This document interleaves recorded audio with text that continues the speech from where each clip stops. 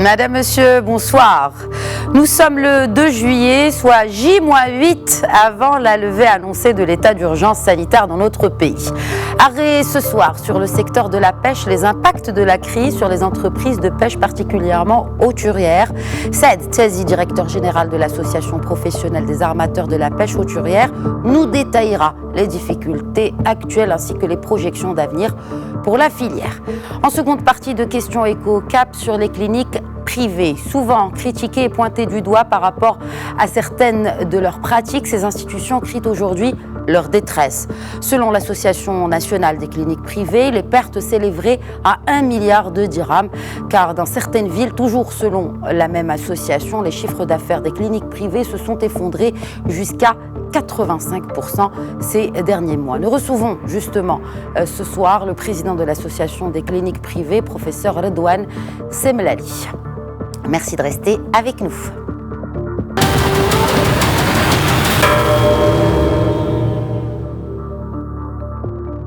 Et tout d'abord, quel est l'impact de la pandémie sur le secteur de la pêche au large? C'est un sujet d'Anissa Raouf. Le secteur de la pêche est particulièrement impacté par le coronavirus. Après 3 mois de crise, l'impact se situe à plusieurs niveaux. D'une part, les bateaux rentrés de mer ne trouvent pas où décharger leur cargaison pour des raisons sanitaires. Conséquence de la volonté de préserver la santé des marins ayant passé plusieurs mois en mer. Les déchargements de cargaison ont donc été retardés. D'autre part, le ralentissement des liaisons de transport avec les pays importateurs comme l'Espagne, l'Italie et l'Europe fait que les cargaisons doivent être stockées dans des entrepôts frigorifiques. Or, ceux-ci sont limités et se trouvaient déjà saturés en avril dernier. Un ensemble de perturbations qui a un effet sur l'ensemble de la demande et donc inévitablement sur les prix de ces marchandises difficiles à stocker. Alors, quelles sont les mesures pour soutenir le secteur de la pêche ? Selon l'Association des professionnels des armateurs de la pêche hauturière au Maroc, dégager des espaces de stockage en congelé permettrait les déchargements de navires. Une aide financière serait également la bienvenue, avec des lignes spéciales de crédit pour renflouer les caisses des sociétés et ainsi leur permettre la reprise de l'activité de pêche. Et depuis Rabat par Skype avec nous, Saad Tazi, directeur général de l'association professionnelle des armateurs de la pêche hauturière. Bonsoir Saad Tazi. Bonsoir madame. Alors, on vient de l'entendre dans le reportage, beaucoup de difficultés dont celles liées au cheminement des marchandises, du fait bien sûr des perturbations affectant le transport maritime, notamment vers l'Asie, notamment vers le Japon, principal importateur asiatique de vos produits. Est-ce toujours aujourd'hui d'actualité ? Écoutez, du point de vue activité, surtout pour le segment de la pêche dite hauturière, l'impact n'a pas été ressenti puisque les gens n'ont pas interrompu leur activité. Ils étaient en mer, donc ils étaient en train de travailler. Ils ne sont rentrés que vers la fin de mai. Et quand ils sont rentrés, donc, c'est là où le problème a commencé à se poser au niveau du stockage, puisqu'il fallait décharger. Mais le souci majeur que nous avons déjà rencontré à ce niveau, c'est surtout de nous soucier de la santé des marins et donc de leur évacuation, puisque ces marins étaient en mer, ils étaient en activité, ils étaient pratiquement, disons, pour utiliser le terme en vogue aujourd'hui, c'est le confinement, donc ils étaient eux confinés en mer en quelque sorte. Donc quand ils sont arrivés, ils sont indemnes et donc il fallait les amener chez eux en bonne et parfaite santé. C'est ce qui a été fait grâce à la collaboration de tout le monde, en premier lieu les autorités locales, les délégués du ministère, les gens de la santé, et donc bien sûr nous les armateurs qui avons accompagné le mouvement, qui ont financé l'opération pour que tout le monde regagne sa maison dans les meilleures conditions, et c'est une opération que nous avons réussi. En ce qui concerne les cargaisons, naturellement, le problème se posait parce que de toutes les manières, nos principaux importateurs, c'est le Japon, comme vous le savez, mais en Europe aussi, l'Europe est aussi importante, et c'est notamment le marché espagnol et le marché italien. Donc, or, comme vous savez, le marché espagnol, il a connu une crise très très très grave. Les deux pays d'ailleurs ont connu les pires ennuis avec le coronavirus, c'était les plus affectés d'Europe pratiquement. Et donc, il y a eu des répercussions, naturellement, un petit affolement également au niveau de nos importateurs qui, voyant des marchandises qui allaient déferler, bien sûr, qui allaient être exportées sur leur pays, alors que la demande commençait à s'étioler du fait de la crise, parce que les restaurants ne travaillaient plus, les hôtelleries aussi. Bon, vous savez que et l'Italie et l'Espagne sont de grands pays touristiques. Donc, vous imaginez un petit peu les problèmes que ça a posé. Mais il y a une coïncidence quand même heureuse, puisque de toutes les manières, on n'avait pas la capacité de stocker toutes ces marchandises et qu'on avait. Et nous sommes entrés tout de suite dans le repos biologique. Donc, tous les bateaux qui sont rentrés devaient rester à quai et observer le repos biologique, l'immobilisation pendant plus de 2 mois. D'ailleurs, ils vont reprendre la pêche le 5 juillet. Donc, ça a permis quelque part un peu de garder les marchandises à bord dans les cales, ce qui a un petit peu allégé, disons, la pression sur les capacités de stockage. Alors justement, par rapport à ces capacités de stockage qui restent limitées même avant cette crise, quelle est l'alternative que vous proposez par rapport à cette logistique-là très importante pour ces produits-là? Non, le problème au niveau comme je vous ai dit, c'est un problème de capacité, oui, certes, mais ce n'est pas un problème uniquement de capacité. Parce qu'on normalement, quand les marchandises viennent, ils trouvent tout de suite, ils sont, bien sûr, il y a une période de stockage, mais ils sont écoulés au fur et à mesure. Or, dans le cas présent, comme il y avait la crise, les capacités de stockage ne sont pas faites pour recevoir à la fois toutes les cargaisons de tous les bateaux en même temps. Vous voyez, oui. Heureusement pour nous, il y avait le repos biologique. Donc, de toutes les façons, les bateaux, le problème aurait été grave si les bateaux devaient décharger et repartir en pêche. Or, les bateaux ne devaient pas repartir en pêche. Au contraire, ils devaient rester immobilisés au niveau des ports et le rester pendant plus de 2 mois. Comme je vous ai dit, ce que vous dites, c'est que les entreprises de la pêche hauturière n'ont pas réellement été très impactées puisque cette période-là a coïncidé avec la période de repos biologique. C'est-à-dire que la pression a été beaucoup allégée du fait que du moment que les bateaux sont restés et ne pouvaient plus ressortir, ils ont gardé en stock dans les bateaux, dans les cales, leurs marchandises. Ce qui a permis de laisser venir les choses et de voir comment faire pour écouler petit à petit leurs marchandises, ce qui est d'ailleurs arrivé, puisque aujourd'hui, pratiquement tout le monde a grossièrement tout vendu. Globalement, les cargaisons qu'on vendait, les quantités qu'on exporte, grossièrement, on n'est pas très loin de ce qu'on faisait avant. Naturellement, sur le plan du marché, comme il y a un étiolement du marché et une demande qui est un peu en souffrance, qui n'est pas très, très vivace, il est naturel et il fallait un petit peu accorder des réductions de prix pour pouvoir écouler toute la marchandise. Bon, on n'a pas tout écoulé, mais disons que dans l'ensemble, tout va bien aujourd'hui. Vous savez, le secteur, il est important par les apports de devises. Bon an, mal an, enfin, en moyenne, c'est entre 600 et 650 millions de dollars c'est le chiffre d'affaires des exportations de la pêche hauturière. Et je pense que on va terminer l'année comme d'habitude, entre 600 et 650 millions, ça va pas varier de beaucoup. Ça va être un peu moins, mais c'est pas catastrophique. C'est pas catastrophique. Très bien. Alors, est-ce que aujourd'hui on peut parler d'un plan d'action pour la durabilité justement de la pêche au Maroc, outre cette crise de Covid-19? La durabilité, elle est plutôt dépendante d'une bonne gestion de la ressource. Comme vous savez, la ressource, elle est renouvelable, mais c'est une ressource de nature finie. c'est-à-dire qu'il est épuisable.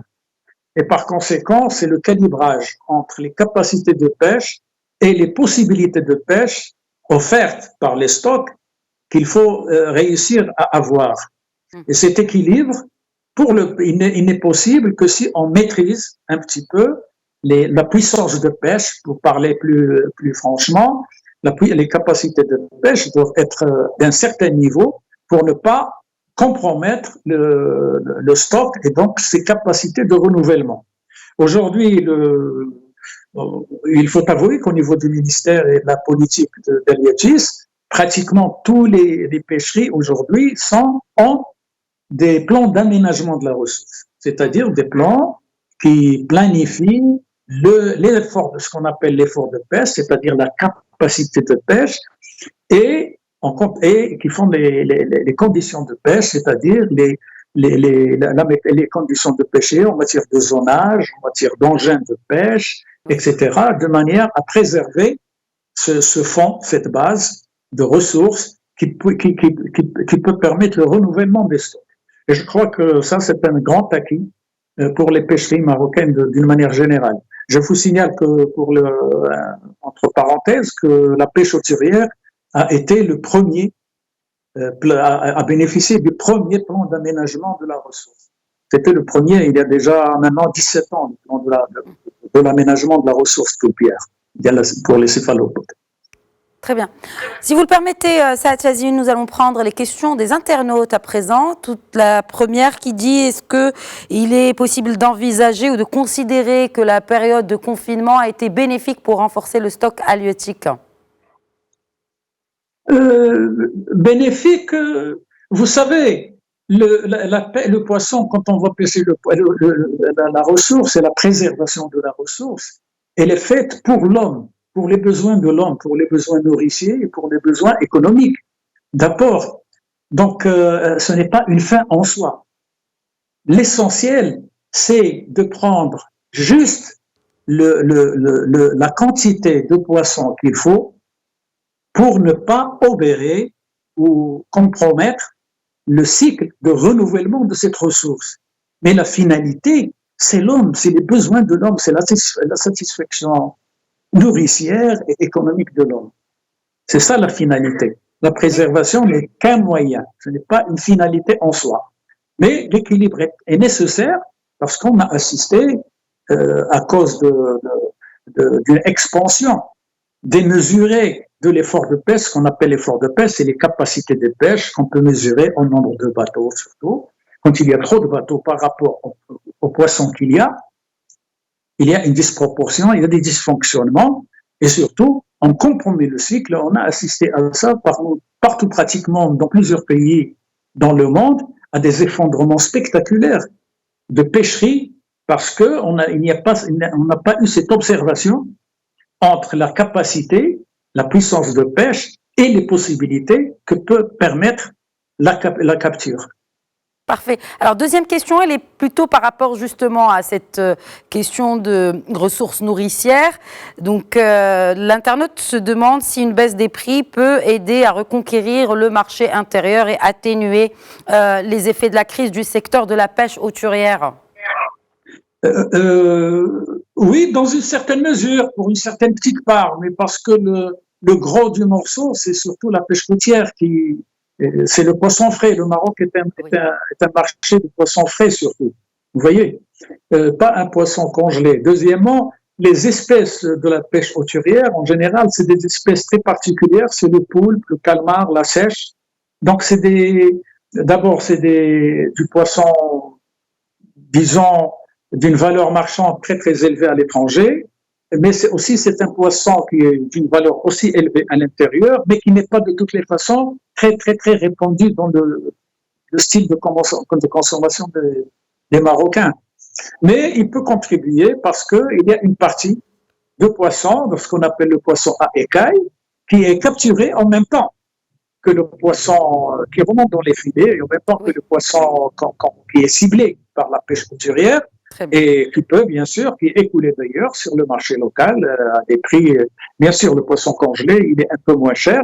Pas par le fait, parce qu'il est d'ailleurs très, très bon sur le plan sanitaire, sur le plan hygiénique, parce que le poisson, il remonte. Dès qu'il remonte de la mer, il est traité, il est mis dans la congélation. Et donc, il est hyper frais. Merci beaucoup, Saad Tiazi, directeur général de l'Association professionnelle des armateurs de la pêche hauturière au Maroc, de nous avoir accordé cette intervention, d'avoir répondu à nos questions. Merci. Au revoir. Au revoir. Voilà, passons à présent à la deuxième partie de Questions Éco.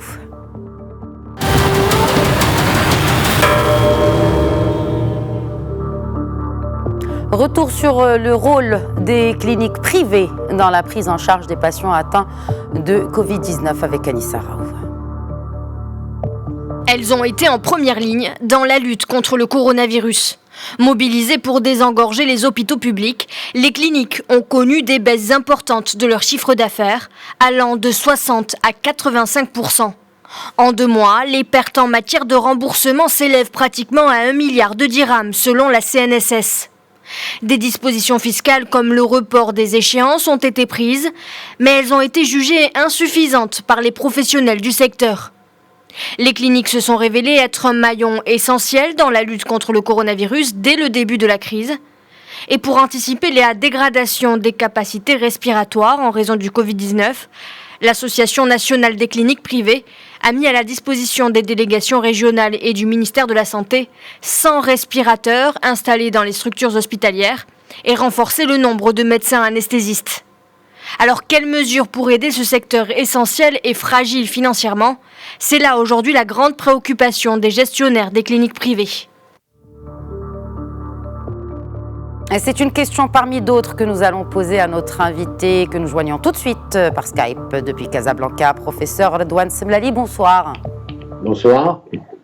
Donc vous êtes président de cette association nationale des cliniques privées. Alors pendant la crise, les cliniques privées ont été mobilisées, mais en même temps, on évoque des pertes en chiffre d'affaires. Votre association évoque des pertes s'étalant de 60 à 85% selon bien sûr les villes.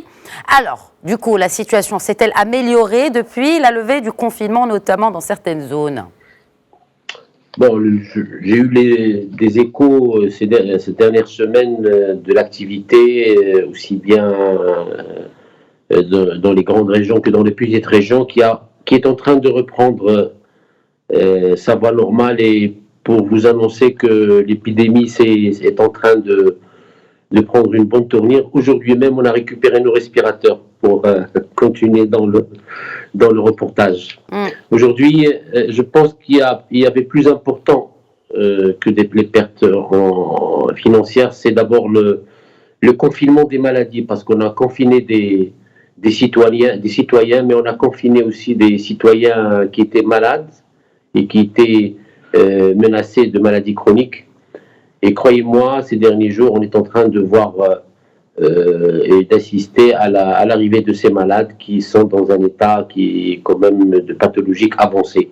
C'est le plus important que les finances. Effectivement, les finances, on a vu durant le mois d'avril, une partie du mois de mars, avril, mai, l'activité baissait des cliniques de 60 à 95% dans certaines régions. Et le manque en chiffre d'affaires sur le mois d'avril et mai a été plus de 1 milliard de dirhams de sources d'assurance. Je pense qu'il a fallu qu'on mette en place un certain nombre de mesures internes au sein de la NCP et des mesures en partenariat avec le ministère des Finances et les banques pour rester debout, parce qu'il était très important de rester debout, parce que ce secteur, comme l'a bien dit la dame dans le reportage, joue un rôle très important dans l'offre de soins donnée aux Marocains. Aujourd'hui, 9 malades sur 10 assurés sont traités dans les cliniques.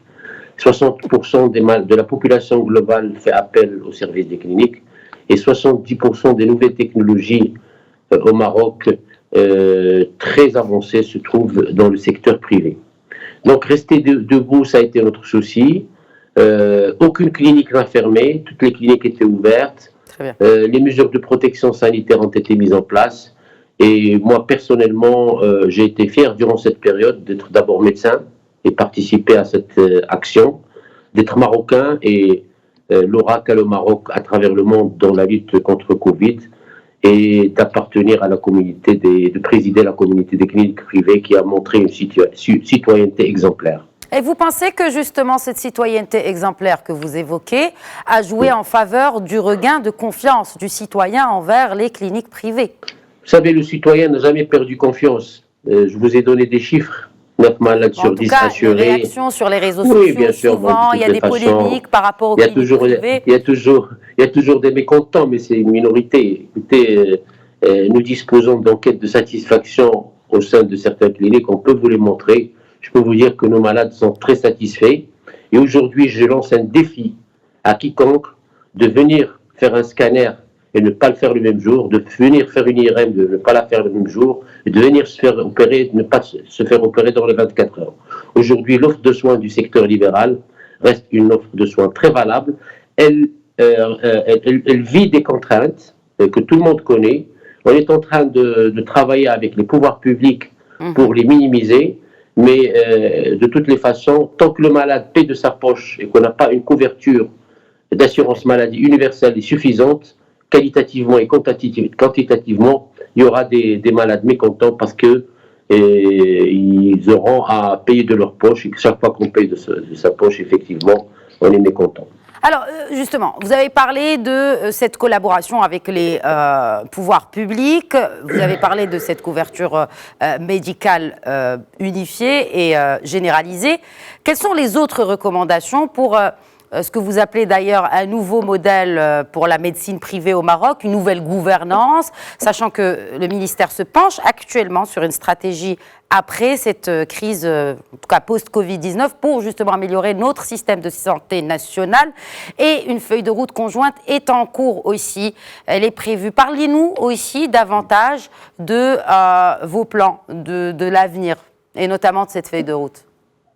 D'abord, cette feuille de route, nous avons mis en place une autocritique, parce qu'aujourd'hui, toutes les cliniques et les établissements de soins, les établissements assimilés, ont compris qu'il va falloir qu'on ait une bonne gouvernance dans le management de nos structures et gérer nos structures en bonne paire de famille.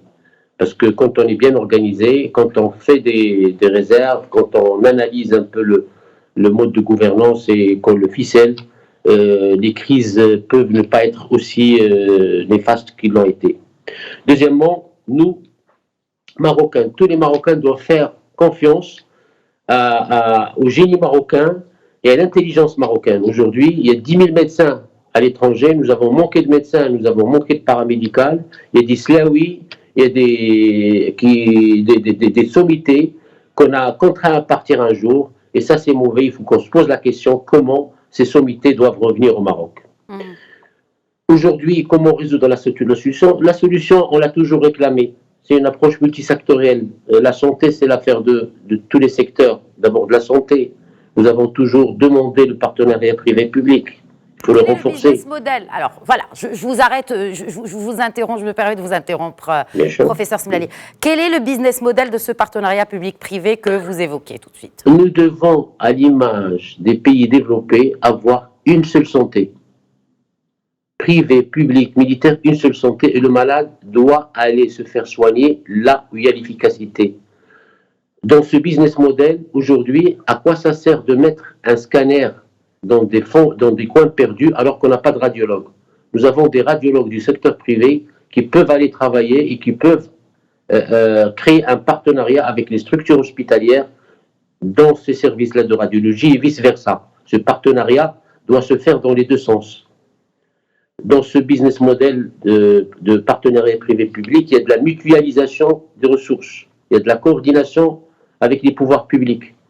Tout le monde sera gagnant, aussi bien l'État que les structures privées. Aujourd'hui, j'ai dit approche multisectorielle, on ne peut pas dire qu'on a un système de santé performant avec 30% de Marocains assurés.